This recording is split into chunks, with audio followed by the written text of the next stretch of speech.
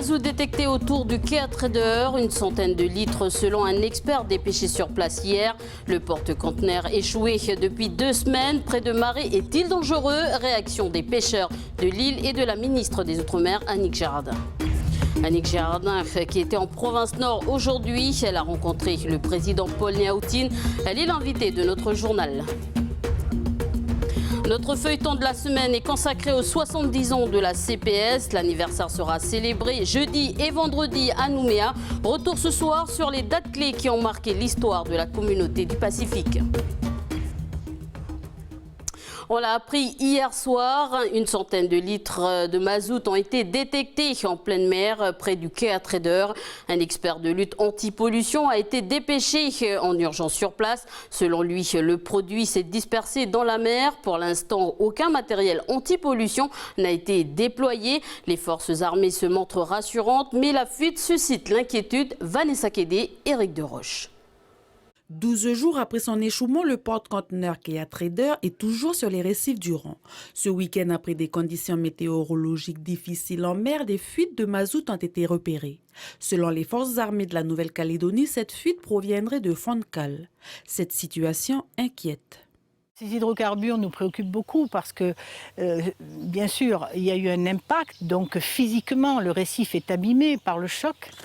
Mais la fuite d'hydrocarbures peut avoir une portée beaucoup plus grande puisque les huiles peuvent être dispersées par les courants sur des surfaces extrêmement importantes et que lorsque l'on sait qu'un litre d'hydrocarbures peut polluer 1 km² en formant à la surface un film donc huileux qui empêche la bonne oxygénation du milieu, on a de quoi, on va dire, être préoccupé. Inquiétude aussi chez les pêcheurs de l'île de Marais. Nous, on pense que c'est pas bon pour nous les pêcheurs, car elle va impacter la ressource halieutique. C'est notre gagne-pain. Et si aujourd'hui on est dans cette situation, avec une catastrophe écologique, comment on doit faire si aujourd'hui notre ressource est impactée? D'abord, on va espérer que le courant ne nous ramène pas ça sur Marais. Il faut espérer aussi que ça ne touche pas notre île. Les soutes à hydrocarbures du quai à Trader vont être vidées en fin de semaine si le calme est de retour en mer. Alors Annick Girardin, bonsoir. Bonsoir. Alors merci de nous avoir accordé quelques minutes d'entretien dans votre programme chargé. Alors on vient de le voir, un reportage sur le porte-conteneur échoué, le quai à Trader. Vous allez d'ailleurs le survoler demain. Le porte-conteneur a perdu une centaine de mazout. Est-ce que cela vous inquiète? Écoutez, ça inquiète toujours. Et dès le naufrage, le haut-commissaire a déclenché donc le plan sécurité et nous avons aussi sommé l'armateur de prendre toutes ses responsabilités. Effectivement, il y a des informations qui nous ont été données. Et oui, ça inquiète, mais je veux rassurer ici parce que toutes les mesures de sécurité sont prises et le dossier est suivi minute par minute et jusqu'à Paris, sachez-le. D'accord. Alors, vous avez rencontré Paul Niaoutine ce matin, le président de la province Nord. Une simple question, qu'est-ce que vous vous êtes dit ? Oh bah écoutez, il y a des tas de choses qu'on se dit et qu'on n'a pas envie de raconter. D'abord, parce qu'il est normal, entre un ministre de l'Outre-mer et des élus locaux, qu'on puisse se dire un certain nombre de choses. Mais il y a aussi des sujets qu'il faut partager avec l'ensemble des Calédoniens. Nous avons discuté d'abord de la province, effectivement, du Nord et de ses spécificités et des soutiens qu'apporte l'État à cette province. Et puis, nous avons évoqué, bien sûr, également ce rendez-vous de fin d'année 2018, qui est le référendum, la consultation qui amènera les Calédoniens à se positionner sur un certain nombre de questions, une question qui leur sera posée. Nous devons définir précisément cette question. C'est pourquoi j'échange avec tous les politiques. C'est-à-dire que la question qui est mentionnée dans l'accord de Nouméa n'est pas définitive ? la question qui est mentionnée peut être exprimée autrement le jour de la consultation. Ça fait partie des sujets que nous avons à débattre. Cette question, la liste électorale, les Calédoniens qui seront appelés à aller voter et s'exprimer, la question des bureaux de vote, alors, celle de la date d'ailleurs également. Quelles sont les hypothèses justement sur cette question? Vous savez, nous avons des rendez-vous que nous devons programmer tous ensemble pour définir l'ensemble de ces éléments, puisque nous devons co-construire cette rencontre, même si l'État a cette responsabilité de répondre de manière très neutre à toute cette organisation. Nous allons en débattre lors de la rencontre à Paris du comité des signataires fin octobre, début novembre, et puis le Premier ministre viendra en Calédonie également avant le 10 décembre pour également arrêter un certain nombre de décisions. Alors, vous avez parlé justement de ce rendez-vous, plutôt le comité des signataires au mois d'octobre. Quel est l'ordre du jour ? Alors, je suis là justement pour en débattre. Je suis là et vous le savez, c'est important parce que c'est ma première visite dans un territoire d'outre-mer. Pourquoi la Calédonie? Parce que la Calédonie est une priorité pour ce gouvernement. Et donc, je suis là une semaine pour rencontrer toutes les parties, pour entendre, pour écouter, pour ressentir aussi les choses et pour mieux accompagner le comité des signataires dans les choix qui seront faits. Alors cela fait 36 heures que vous êtes en Nouvelle-Calédonie, vous avez rencontré plusieurs politiciens locaux. Qu'est-ce que vous avez ressenti ? Alors d'abord, vous savez, je suis une ultramarine. Je vis moi aussi sur une île, dans un archipel. L'archipel de la Calédonie, je souhaitais mieux le connaître. Et puis ce ressenti, ce que je ressens, ce que j'analyse, vous me permettrez aussi de ne le dire qu'à la fin de mon séjour, et puis de garder certaines choses pour moi. Alors reparlons du référendum, plutôt des législatives. Ça a mis un coup de froid entre les relations des indépendantistes et non-indépendantistes, notamment la rupture entre Paul Niaoutine et Philippe Gomez. Est-ce que c'est une manière de vous mettre la pression ? Alors moi, j'ai aucune pression et je ne commenterai pas les résultats d'élections ni une campagne électorale qui, sur tous les territoires, est toujours un moment qui est compliqué. Moi, ce qui m'importe aujourd'hui, c'est de bien affirmer à nouveau, pour ceux qui en douteraient, que l'État est aux côtés de la Calédonie, que ce gouvernement est aussi impliqué mais le fait que le dialogue a été rompu sur la question de la Calédonie. Et les non-indépendantistes, ça doit être important pour vous. C'est important. Toute la Calédonie, tous les sujets sont importants. L'État a un rôle de partenaire actif à jouer. Et nous allons le jouer. Donnez-moi la semaine pour savoir quels seront les rôles, ou du moins les nouvelles missions que je pourrai confier au commissaire. Et bien sûr que dans ces missions, il y a obligatoirement le dialogue. À aucun moment, le dialogue doit être rompu entre l'État et les différentes parties. Et il faut aussi que les partis soient invités à dialoguer ensemble, mais eux-mêmes. Et Philippe Gomez à dialoguer. Mais je crois que je n'ai pas besoin d'appeler les uns et les autres à dialoguer. Je pense que chacun porte cette responsabilité qui est la leur, de vouloir aussi débattre et discuter de l'avenir commun de la Calédonie. C'est ensemble que nous allons construire ce futur de la Calédonie. Alors, en mai dernier, vous avez déclaré sur France Info, je cite, « La France restera aux côtés de la Nouvelle-Calédonie, peu importe la décision qui sera prise ». Ça fait réagir quelques politiciens. Depuis ce jour-là, vous êtes prudente dans votre manière de communiquer ? Quel que soit, j'aurais dû dire, quel que soit le résultat, la France sera toujours dans le Pacifique, la France sera toujours aux côtés de la Calédonie, parce que, je l'ai dit autrement, alors c'est peut-être une erreur, vous savez, quelquefois, chaque territoire d'outre-mer a ses expressions, a sa manière de faire, et c'est toujours compliqué parce qu'on est mesuré quand on devient ministre mot par mot et analysé. C'est toujours compliqué de ne pas avoir ces expressions qui reviennent. Vous avez compris et je les ai corrigées. Vous avez compris les réactions de nos politiciens? Vous savez, les réalités des territoires imposent effectivement à un ministre d'être prudent sur les termes utilisés, et c'est ce que je fais. Alors, pour terminer cet entretien, parlons de nickel. L'actualité, le président de Vallée qui menace de fermer l'usine. En 2016, l'État est déjà venu en aide à Vallée en se portant garant. Vu la menace aujourd'hui, comment est-ce que vous pouvez une nouvelle fois aider l'usine du Sud pour maintenir l'activité? Alors, l'activité du nickel en Calédonie est centrale. c'est le cœur économique de cet archipel. L'État a toujours été aux côtés des entreprises et de cette industrie qui est aujourd'hui mis en question parce qu'il y a un marché international qui guide le cours du nickel. Alors j'ai participé hier soir à un repas sur la question du nickel avec l'ensemble des partenaires économiques.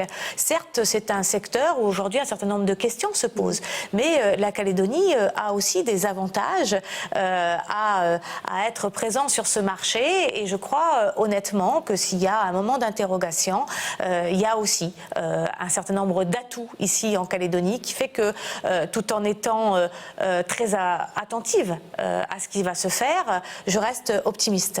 Merci Yannick Jardin d'avoir accepté cette invitation. Merci. Voilà une interview réalisée en fin de matinée. Demain, la journée de la ministre débutera avec le survol du Trader, puis Lifou, où elle se rendra à Nathalo, puis oui, elle finira sa matinée par un entretien avec le président de la province des îles, Neko Nepeun. Les thèmes du tourisme, des produits agricoles, de la mer doivent être abordés.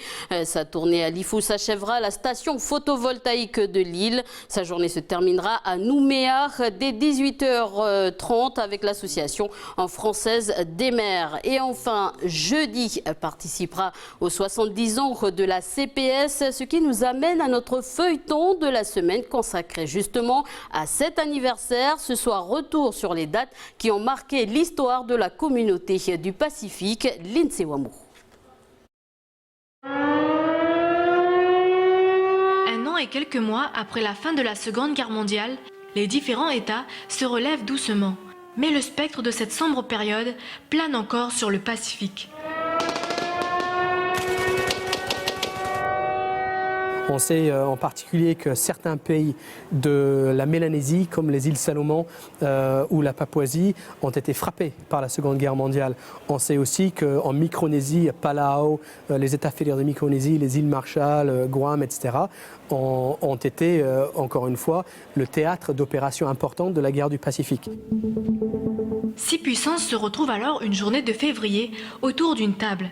L'Australie, la France, les Pays-Bas, la Nouvelle-Zélande, la Grande-Bretagne et les États-Unis d'Amérique. Prendre soin de cette région, théâtre des hostilités passées, est un devoir. C'est alors que le 6 février 1947, la Convention de Canberra signe la naissance de la Commission du Pacifique Sud.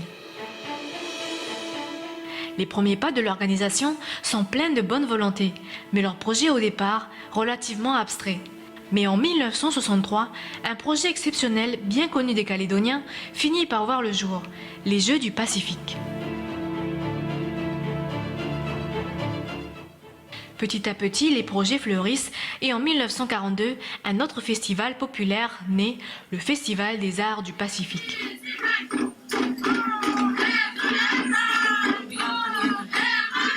On découvre, on partage et on innove. La Commission du Pacifique Sud se veut au service de la région et sélectionne pour celle-ci la crème de la crème des produits et des informations. L'objectif, c'est faciliter et favoriser la coopération internationale pour les besoins du développement durable des populations et des pays du Pacifique. En 1997, la Commission du Pacifique Sud est finalement rebaptisée Communauté du Pacifique pour rassembler symboliquement l'ensemble des territoires et États de la région. Autre anniversaire, celui de la fête de l'indépendance du Vanuatu. C'était le 30 juillet 1980 et les festivités ont déjà commencé. Vous pouvez voir sur ces images d'Hilaire Boulet l'armée de l'archipel dans les rues principales de Port Vila. On voit aussi Charles Salway, le Premier ministre du Vanuatu. Les festivités se poursuivront jusqu'à dimanche.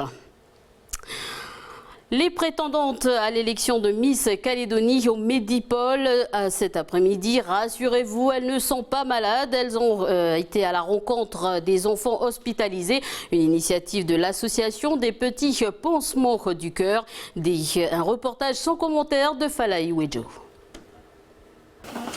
Bonjour mesdames. Venez, venez. Bonjour. Avec les enfants en plus. Bonjour. Bonjour. En fait, on décore la salle pour vous. Tout simplement. Donc, il y a des enfants qui donnent un coup de main là, et pour pouvoir vous accueillir quand même. Bah oui. Alors je vous présente Alice, qui est cadre du service et en même temps secrétaire de l'association. Voilà. Bonjour. Et Blanche, qui est aide-soignante dans le service. Voilà. C'est quoi cette tête là?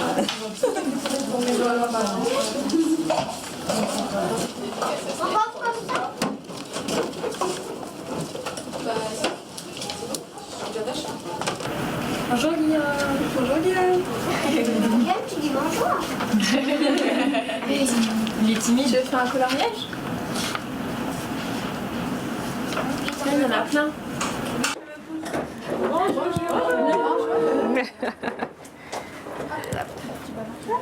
Des coloriages. Ça sera accroché dans le service, dans la salle de soins. Fallait nous dire. Je suis en train de prendre la température. D'accord. Moment de détente, mais on reste quand même. Voilà.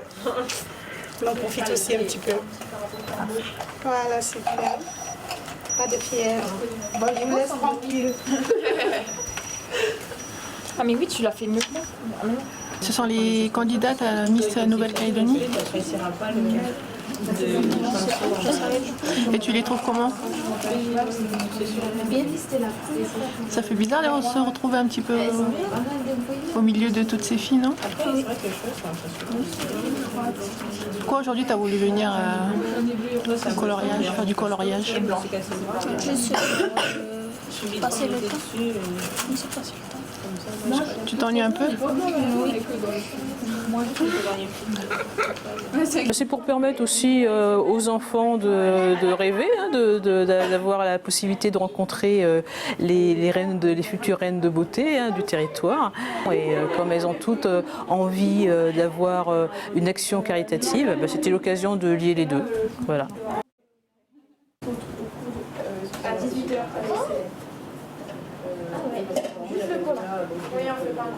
C'est super pour moi, ça permet aux enfants de s'évader, passer un bon moment avec eux et dans un moment convivial, on va dire. Non, c'est vraiment quelque chose qui est super enrichissant d'être en contact des enfants en fait. Et là, je me rends compte que ça m'apporte beaucoup personnellement. C'est chouette. Suis les miss.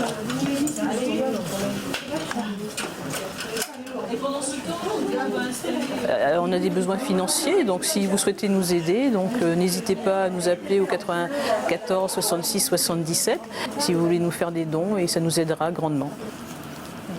Voilà, l'élection de Miss Nouvelle-Calédonie, ce sera le samedi 19 août à 20h en direct sur Calédonia.